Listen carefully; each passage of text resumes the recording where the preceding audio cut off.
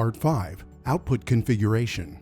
To configure the outputs of a device, we'll select the Outputs tab, and to the right of the screen you'll see the Output Configuration panel, and under Device Output Range Type, open the Type drop-down, and you can choose between on, off, or PWM alarms. Typically, we'll be setting this to on-off, which means, for example, the output can trigger a heater to switch off at a high temperature and switch back on at a lower temperature. We can see from the Output Configuration panel that output 0 is already in use. But if we go to output 1 here to the left of the panel and click on the settings for the OnOff Control button here, this will open the Define OnOff Control panel. Since our device can measure humidity, we'll set the input to input 1 with a set point of 75%.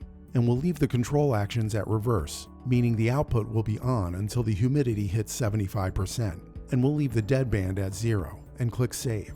Now you'll notice at the bottom right of the screen, output 1 is on, and when the humidity passes 75%, output 1 switches off.